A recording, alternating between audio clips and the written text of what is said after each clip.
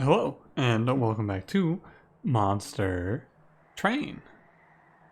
I know you're wondering, what was the trick there? There's been a lot of tricks in these intros. The trick there was I ran the intro through a program that took the words and then put them in a random order and then sorted them.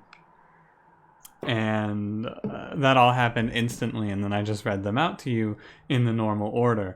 But trust me, there was a lot going on behind the scenes to bring you this Monster Train intro. A lot of work goes into this. Millions, it's $1 billion industry. Let's play Umbra, shall we? I think so. What was last run? Last run was... Oh yeah, we hit the rail hammer. That's right. Hit the rail hammer. A really good idea, by the way, if you're struggling and you can't figure out how you're gonna kill Seraph, just like rail hammer plus incan armor 2. It's really easy. Just get rail hammer. It's very good. Who knew? Today, before we begin, nothing new. Don't forget to like, comment, subscribe if you are so inclined. And begin.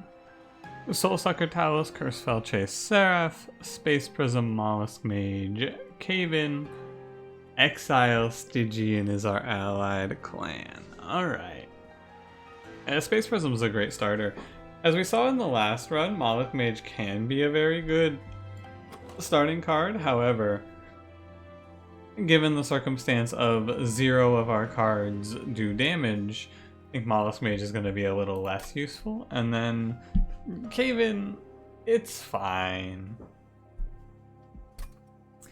It's fine. These are both powerful. Yeah,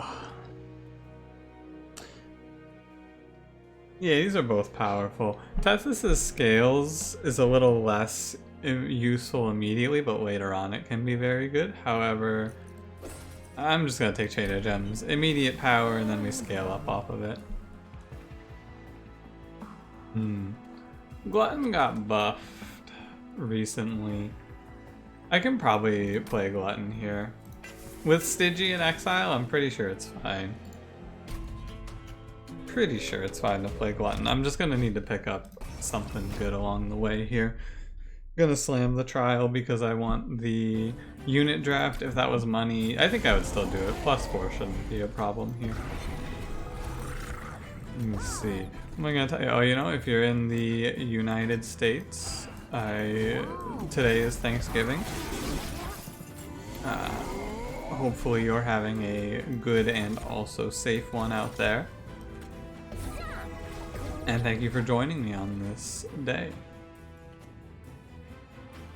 What the heck?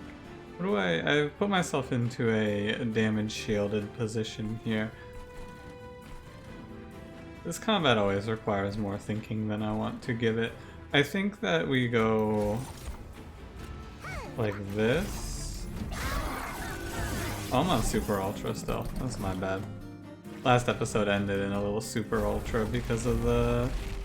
Yeah. I'm gonna go ahead and cave in and buy myself another round real quick. Although I did just feed another damage shield to this guy. But what are you gonna do? 9-1 in the back is also a problem. What's coming up? Shade Splitter, Foregone Power. It seems worth it to hold on to this Train Steward to play him off of Chain of Gems. So that's what I'm going to do. You are dead. I'm gonna take 9. That is tragic. No ways to ping off backline does make this a little more of a threat. However, it's fine. We have the Chain of Gems. We have the Foregone Power. Foregone Power brings a lot to first boss combat. Brings a lot of magic damage. Magic damage? Doesn't really matter what kind of damage it is. I guess it might be considered magic damage. Spell damage. It brings a lot of damage that doesn't come from Penumbra punching the boss, and that can lead to cleaner combats. So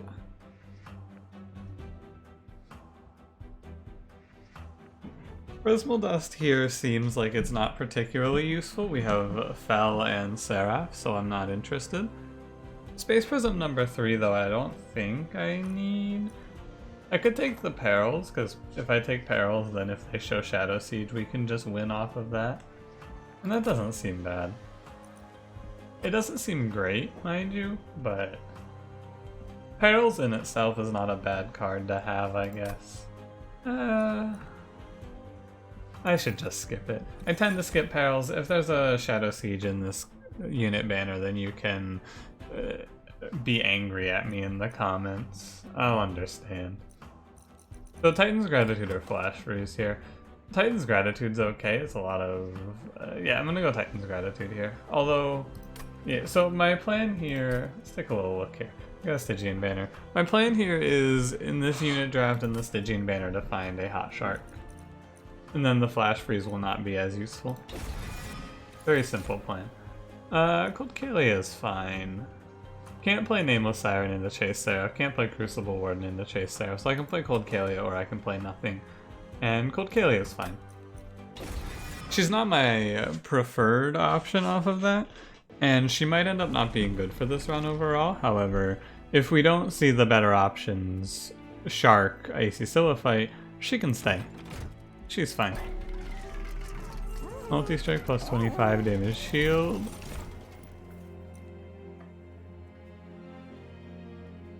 Multi-strike Siren of the Sea sounds pretty good right about now.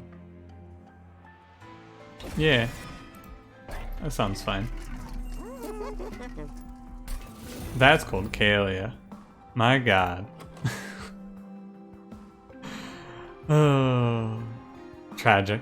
There's 2 episodes in a row of me just making a very, like, bad mistake. The last one was less bad than this. I just assumed that Nameless Siren was gonna be up front. I didn't even think about it. Didn't even cross my mind. Alright. It's not so bad to give it to Cold Kalia here, I suppose. It's not preferred, but it's not that bad. This trial is...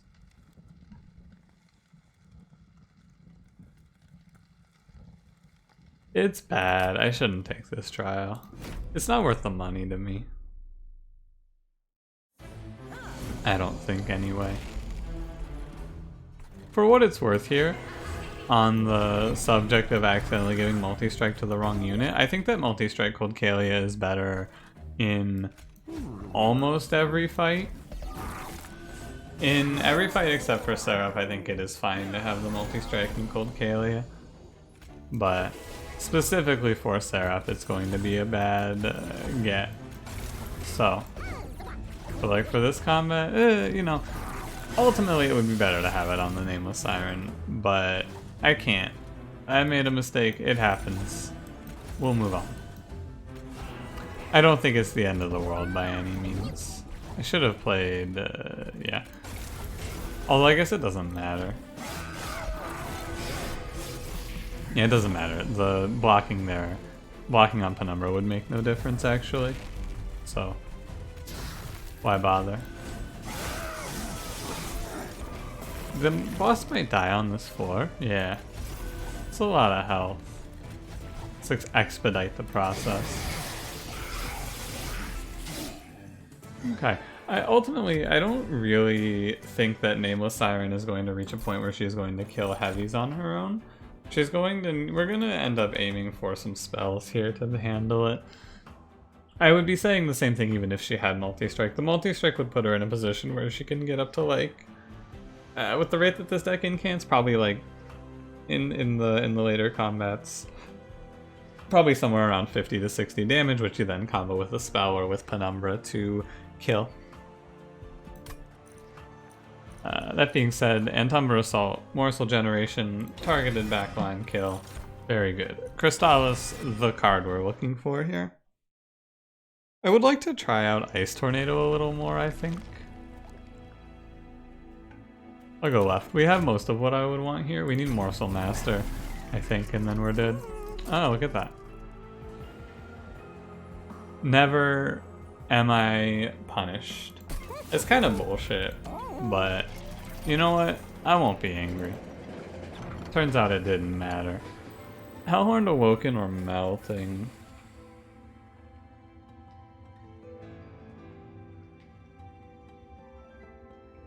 Well, it's never melting. That's first of all. So it's Hellhorned or Awoken. I think I like Hellhorned a little more. Armor card and Dark Deal. Can do the logbook real quick. This is one of the features in this game that I think is just invaluable, is the ability to just whip out the logbook when you have a choice like this. But when you look at the rares, it's like fine, fine, bad, bad, bad, bad, fine, probably bad, and so there's like 2 fines and 4 bads and then 2 on the fences. In Awoken, on the other hand, Unleash the Wildwood would be fine, Channel Song would be okay, that's 2, Quick Tome, hopefully not useful, is 3, and like bad, bad, whatever, bad, whatever. I'm gonna go Awoken actually, after looking at it. I'm gonna go Awoken. Yeah, each of these falls into the like fine category. Channel songing, like hitting Channel Song onto Cold Kalia ends up being a lot of value, right? She's at 21 times 2 then. With Sweep is a lot. Combo Trample, all of a sudden she's going to be chunking for us pretty heavily. But I have to hit the Channel Song for that. I think it's okay, but the problem with doing this is I am using Cold Kalia.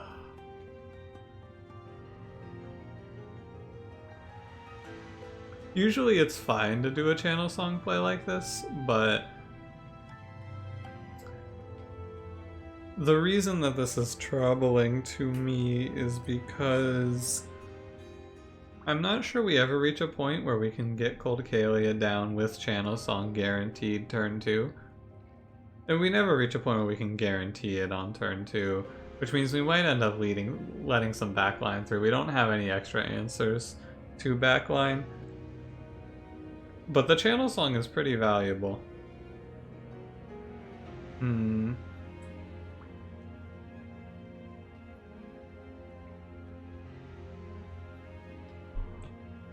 I think I'm gonna go for the Unleash the Wildwood.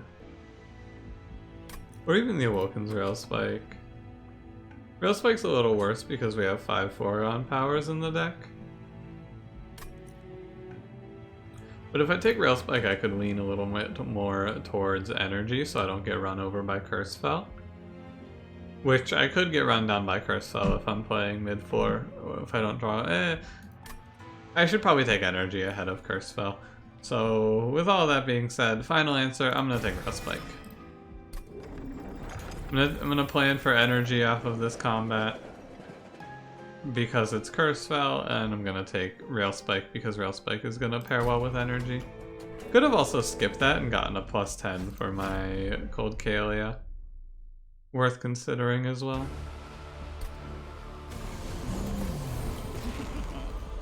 Doesn't matter. Yeah, it doesn't matter if top 4 loses space. Although, with the draw as it is, I can play bottom floor and it's fine. I just give the damage shield to Cold Kalia. Lifesteal Penumbra, sorry, Gorge Penumbra doesn't make use of the damage shield in any way. So, wow, there's really a sap 1 on this combat. Huh. Yeah, there is.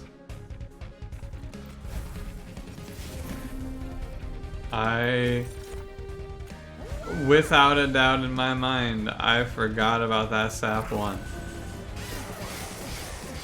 Because every time I see that sap 1, I go, oh yeah, that's right. Wait, I look at it and I go, hey, why is this train steward doing 3? That's a weird number for a train steward to do, and then I remember. Wait, she's owning me. What the hell? She dazes Penumbra here so he doesn't get the lifesteal. Alright. Man, I kinda hate this Talos. I gotta say. Kinda hate this. Thank you, Crystallis. I take 4, but it's okay. We got higher health earlier. This is why I could have used the Unleash the Wildwood. It would help for these turns. Like, Unleash the Wildwood one time through would not be a bad get.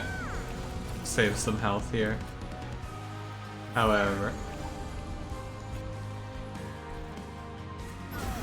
it's not that way. I didn't take it. The health save would be good, however. The way that we are is fine as well. We have a pretty solid foundation down here, which we are going to be able to hopefully use with one of 2 good rare spells from this boss. Ideally. Look at that. Doesn't even make it to Gorge Penumbra. Multi-strike is a good enchantment. Getting 2 multi-strikes this early is very fortunate. Yeah.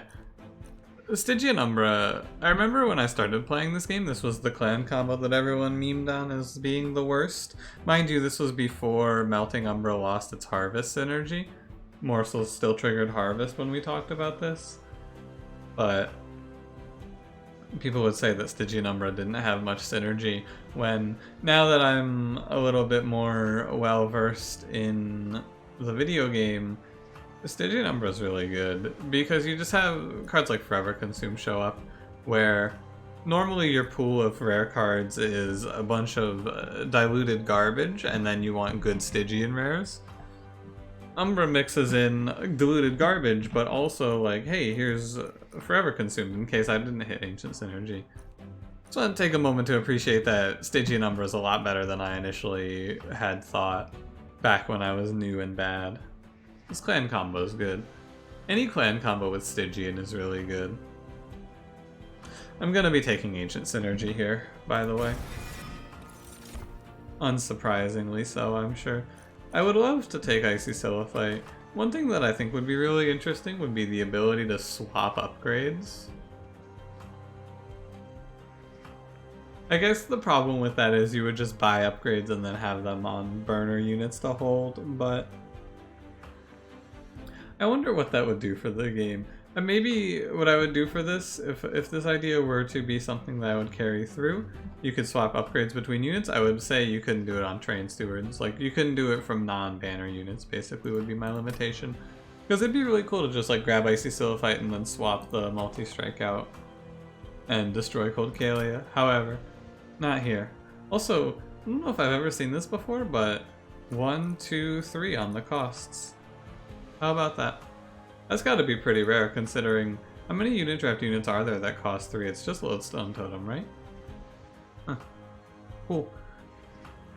I could take Lodestone Totem. I am taking energy, but if I draw Lodestone Totem turn 1 against Foul, it's just a disaster, and I'm not gonna full commit to this in any way. So, as a one-off, I think it's bad.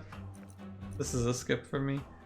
Although, we have 5 space, right? Let's think about this. We have 7 space minus 3. We have 4 space.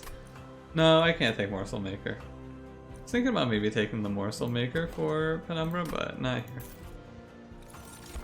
Okay, we're taking energy because it's Curse Spell. I've had my fill of dying to Curse Spell because I'm too greedy for draw. Go right, I need to grab a -1 at the very least. Start with the Stewards here. Probably Stewards and then Foregone Powers. Maybe I'll stop at 2 Stewards even. Take Ancient Synergy to 2 costs. Give a +10 to Antumbra Assault, and that's fine. Yeah, no need to do any weird all-ins on, hey, what if I just take Trample Gambits? Especially not on this run, we do not do well here. No worries on the Invasion Trial. So this is where we're gonna see how we're actually doing. It feels like we're doing alright. Let's see how we're actually doing. If I play you two here, I'll save myself 8 damage on the pyre. It's very worth it. We can handle curses pretty well because of the energy. The draw becomes a different problem, but I'm not too worried about it. 4, 6, it's gonna be 6. Penumbra's not in any danger. I am gonna play Penumbra top 4 because it doesn't really matter. With the double space prisms, we are getting more than we would ever be able to make in morsels right now. I would not mind amping up our morsel generation at some point here. Perhaps picking up a good unit would be useful. I don't know though. And by unit I mean morsel generator. We could maybe make it work with shade splitters, but that's a real I don't know. Should have hit that frostbite on the bottom floor. That was incorrect. Look at that Mollusk Mage plus Titan's Gratitude. Shade Splitter, by the way, is a really good card to have. It might be the best card to have if you're trying to play a build around Incant. In terms of the starters you can have anyway. It's like, it's up there with Frozen Lance, where it's better than Frozen Lance even, because you get its effect wherever you want it, of generating you the morsel, but you get to trigger the incant on any floor. It's a very useful starter. You get that incant value on your top floor and also get that morsel place, or rather incant value on your incant floor, and then on a separate floor you get your morsel value. That's what I'm trying to say, but struggling to. What's in here? Yeah, you know, I've decided not to rail spike.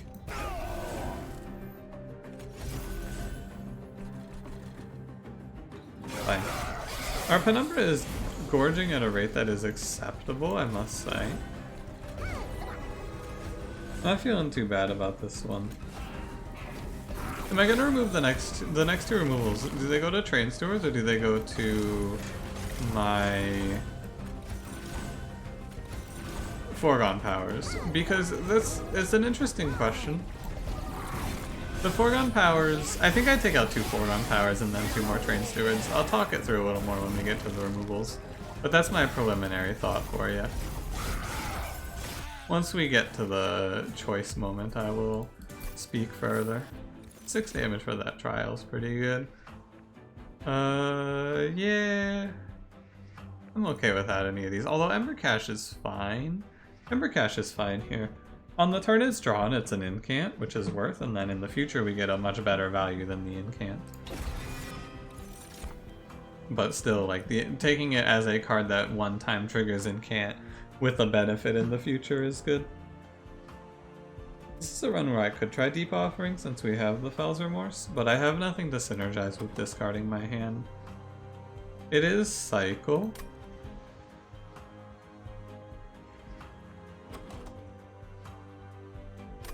Let me try this. As I think about Deep Offering, it's like I discard my hand, which is good. Discarding and then draw, like if I play 2 cards out of my hand and then I discard the rest of it and draw 5 new cards and then play 2 good cards from that, that's a really powerful turn because I get to pick the best 4 out of 10 instead of the best 4 out of 5. In theory. So, the Train Stewards, 4 Train Stewards is too many. I will not be able to play 4 Train Stewards out in a combat. That's too much energy to waste and too much space to give up.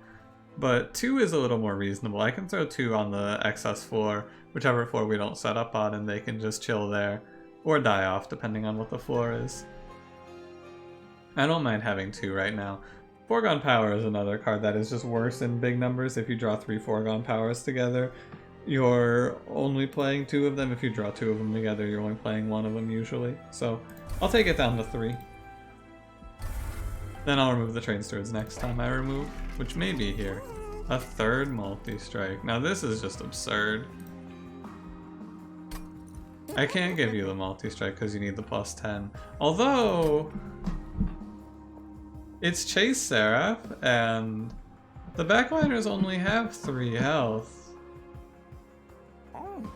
What's the downside?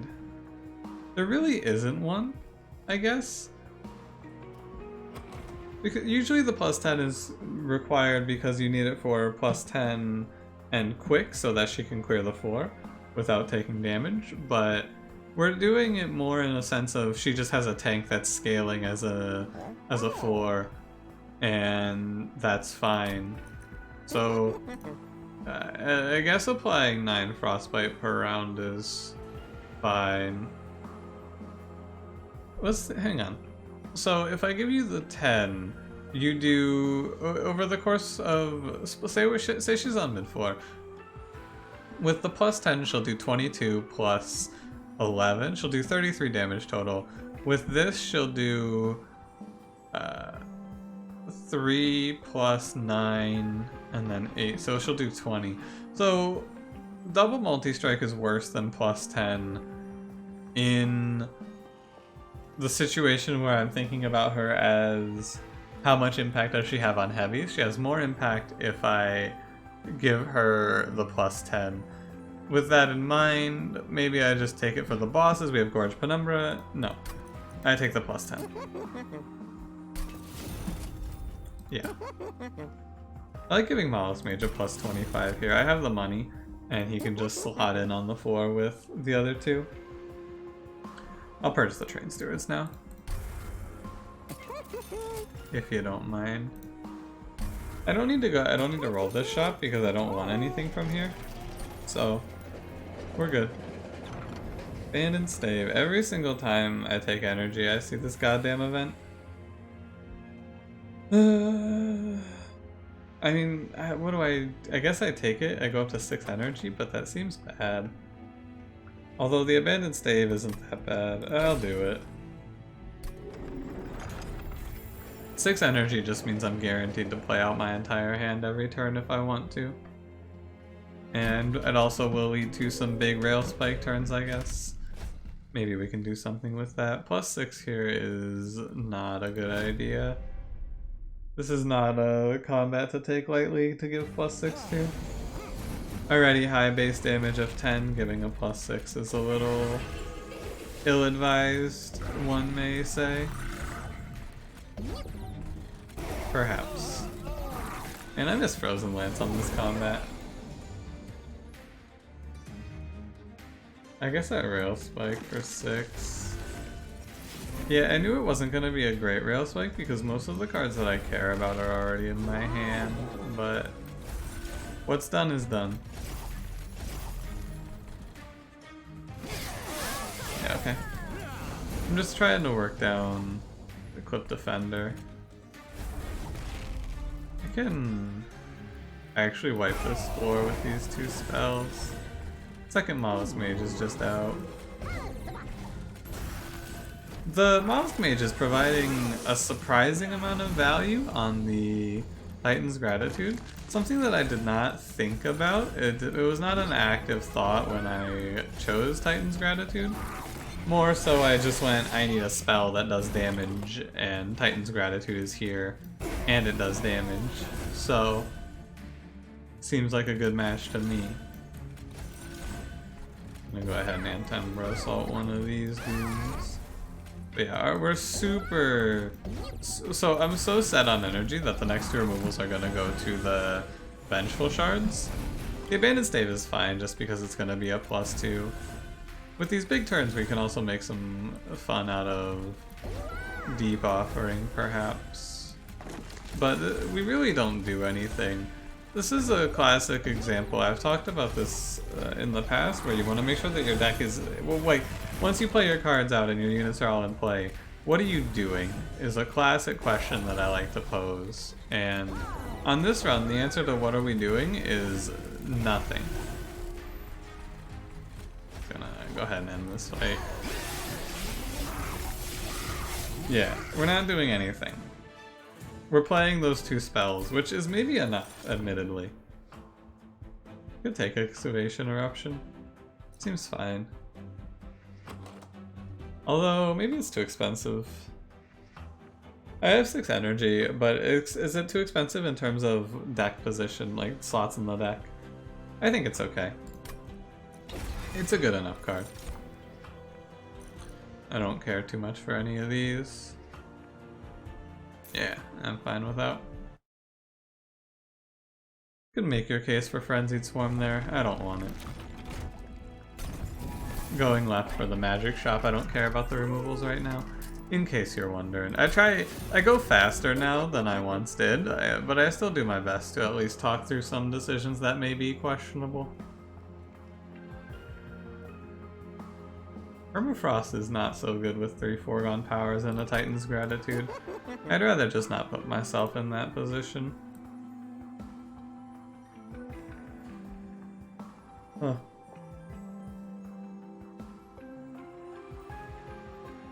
Where on earth do I put this plus 10? I think Excavation Eruption is fine. Because it's not getting multiple minus down or minus costs. I don't have the room for that. I'm gonna go. Nah, I don't need to give it to Deep Offering. I'll just give it to Crystallis here. Plus 20 consume is a worthless. Double stacks worthless. Alright. It may seem like it was a bad shop, but it was a fine shop just because the only thing we care about right now is minus ones. Minus 1 on a spell cost is really good, even though this deck is very, very energy flush. Like, Curse Cell is not gonna know what hitter we have so much energy. Playing bottom 4, I know it ruins the Mollusk Mage. I can probably spare a Space Prism here. I can spare a Space Prism to get that Mollusk Mage down here, and I think it's worth. So I will do so. May as well take the incants and save the damage shield. Okay, we have 6 energy. Ooh, buddy. I don't know if I've ever had a baseline plus 6 before. I don't play Vengeful Shard here, it's a waste. I don't play Titan's Gratitude. Random discard is bad with Deep Offering. Something else I'm noticing. Play this now. Okay. I didn't want to play that first Shade Splitter because I wanted to save my energy just in case. And yeah, I think it was fine. I would say it was a fine choice. So the question remains of, do we kill Seraph with this? I don't know. Probably. I think that our morsel generation needs to increase a little bit for our Penumbra, because right now I mean, maybe I'm gonna die here even, as I think about it a little more. It is possible that I could be dying here. I think a little unlikely, but possible. You're at 1 health, huh? What a shame. A lot of the tricks that I'm using are just going to not work very well on killing Seraph. We need to blow Seraph out, and right now we are not gorging enough to blow Seraph away. Although maybe we're getting pretty close for the rate at which we're going anyway.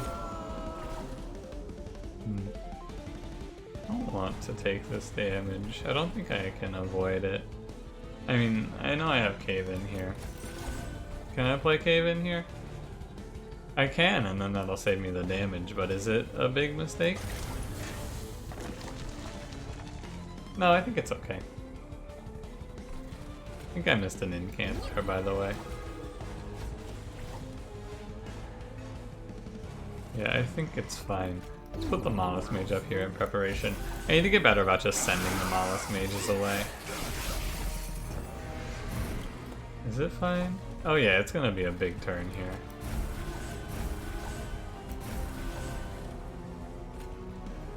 Do Excavation Eruption and get all that energy.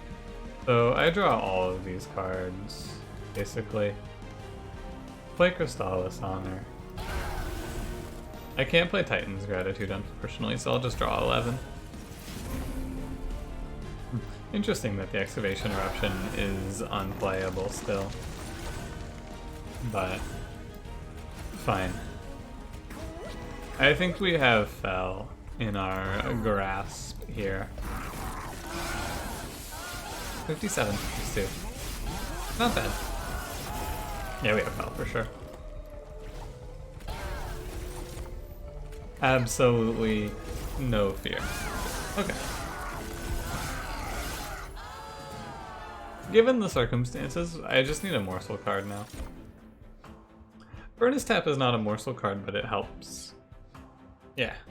Man, it's been so long since I played Gorge Spike. I feel like I haven't played the Shroud Spike in a while. I would have liked to see one of those. Furnace Tap's okay though. I have so much energy that I can tank the Furnace Tap actually.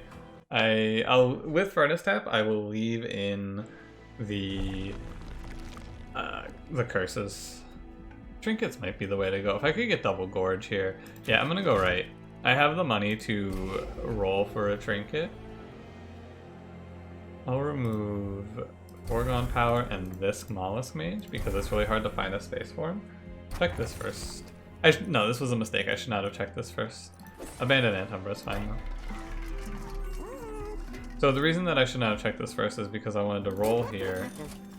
All of the relics cost under 240, which is very unlikely. But I wanted to roll that. I should have known. I should have checked the trinket shop first, and I should have rolled it because we're just looking for Gorge Fangs here. I think it's fine though. I think Abandoned Antumbra answers it pretty well as well. It just gives us a morsel every turn to put into Penumbra, which should be worth enough. I don't need to take this trial. This trial, so the reason I want to avoid that trial is because our Penumbra has 20 health, which means that I can't really safely play Penumbra anywhere. It's gonna be a little more questionable. You're fine. Although, this is a wrong order. I should have put the Mollusk Mage down first. Yeah. That's a mistake. Alas. I guess I could play him still. He'll live.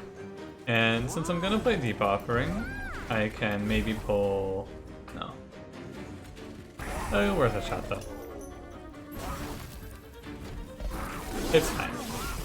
I'm not particularly worried about this combat anyway. This is not a double heavy combat at all. There are no double heavies here. Oh, our morsel generation has actually gotten pretty good off of the back of this, huh?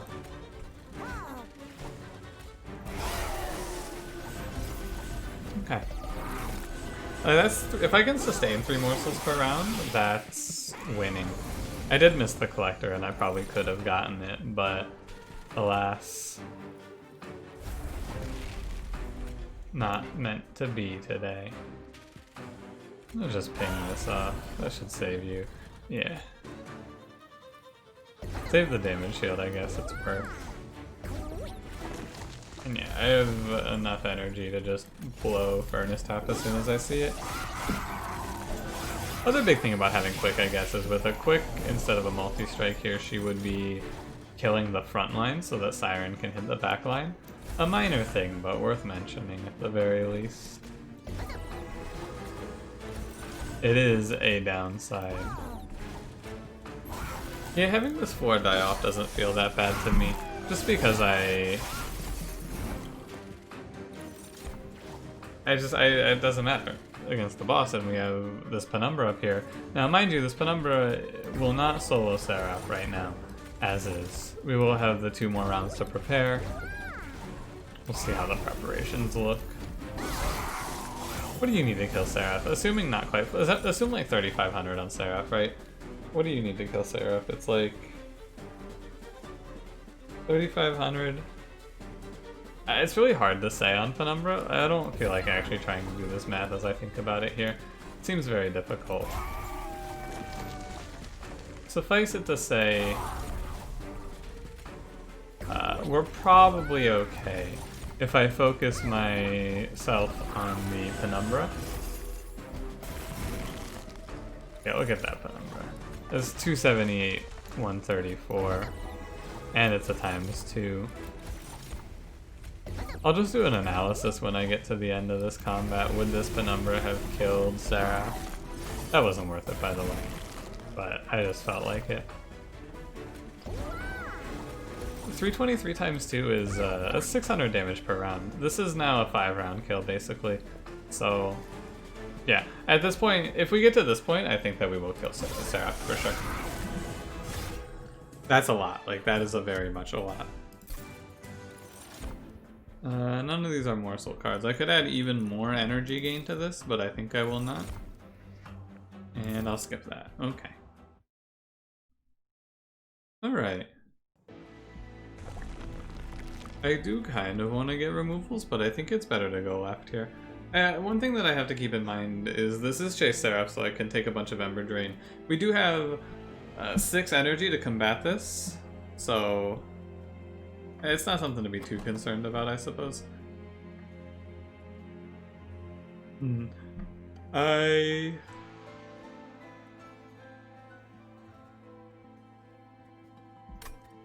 I'm trying to think of what I would duplicate here. I think I'm gonna go right, even though there's not a whole lot for me right. There's not really a spell upgrade I need either, so I'll just take the money. I'm coming over here. The thing that pushed me over the edge is the money, because it lets us see an extra 6 trinket, or it lets us see 3 more trinkets with confidence. What's the bad card in this deck now? Shade Splitter is very vital, so I can't remove Shade Splitter. Maybe it is just all the foregone power is gone. I think so. Get him out of here. Now we go check Merchant of Trinkets. Totem Fragment's cool. I don't think I have a single unit that can take an upgrade right now. Oh, I have a Mollusk Mage. It's worth it. It really is worth it to give him this. And so Totem Fragment's cool, but I don't feel like I need it. And instead I would like to roll. Let me lean forward here. I would like to roll because I just want to find that double gorger. Didn't hit it, it happens. Sigiled Seaweed's fine. Sigiled Seaweed's fine because it coin flips making Ember Wing or Pyro Wings completely worthless, which is fine with me. If it makes 1 Pyro Wings worthless, I would say it was worth. If it makes 2, it's insane. And if it hits all 3, it's like, you know, value. Your spirit's in the right place, I guess. You're wrong, but, you know, good effort. I respect the hustle. I'm gonna play like this. There's a case to be made against what I'm doing here, but I'll make the case for you. The reason that this setup can be bad is because if I do poorly against the Pyro Wings, I will lose energy forever with this setup. However, there's 1 silence. Great news. Excavation Eruption, proving itself worth its weight in gold on that turn. Saves the Siren of the Sea, gives us a bunch of energy for Rail Spike. I could not ask for a better usage. Rail Spike made the Vengeful Shards free, which is very nice. Made the Mollusk Mage free, also pretty cool. It made 2 of our good spells free, and Cave-In's also here. Hello, Cave-In, also here. Can save the damage, right? Yeah, it's worth it. I don't know why I thought that guy was sweeping. It's just silly. My lifesteal won't last long. I will play top 4 first of all. The Abandoned Umbra was really good to get here. Might be the best get we got. There is also, by the way, there's a case to be made for Space Prism middle 4. But just put the Ember Drain on right now. If this Pyro Wings wasn't silenced, I would not have Ember Drain here, but because it is, we're fine. So big up Sigiled Seaweed. Oh, Sigiled Seaweed. It is carrying. Thank you, Sigiled Seaweed. Very cool. Let's go ahead and fight back this 4 a little bit, right? I was saying something, but I forgot what it was because I was praising Sigiled Seaweed too hard. Alright, we won for sure.